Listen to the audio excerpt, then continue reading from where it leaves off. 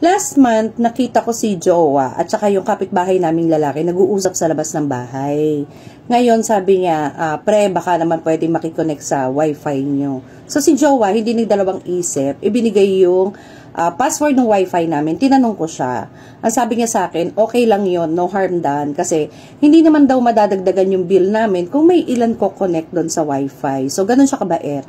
Pagkatapos nakakatawa kasi after 2 weeks, narinig ko na naman sila nag-uusap. Nagpapasalamat sa kanya yung kapitbahay naming lalaki dahil daw napahiram siya ni Jowa ng password ng wifi namin. Nakapagpakabit sila ng Netflix. So, natutuwa naman si Jowa, sabay sabi na, pre, baka kami naman yung pwede mong bigyan ng password ng Netflix mo para kahit paminsan-minsan nakakapanood ako. Ngayon, bigla, narinig ko yung kapitbahay ko, yung babae, yung asawa, nagsabi na hindi pwede. Agad-agad yun ha, hindi daw pwede kasi ako ang nagbabayad ng Netflix.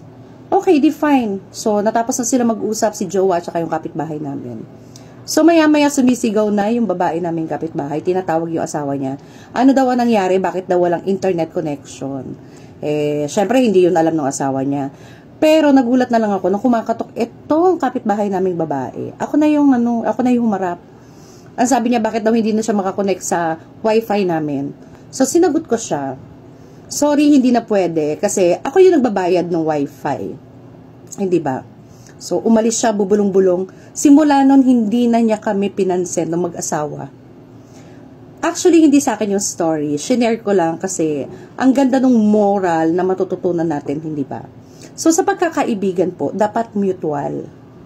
Sa pagbibigayan, mutual din po.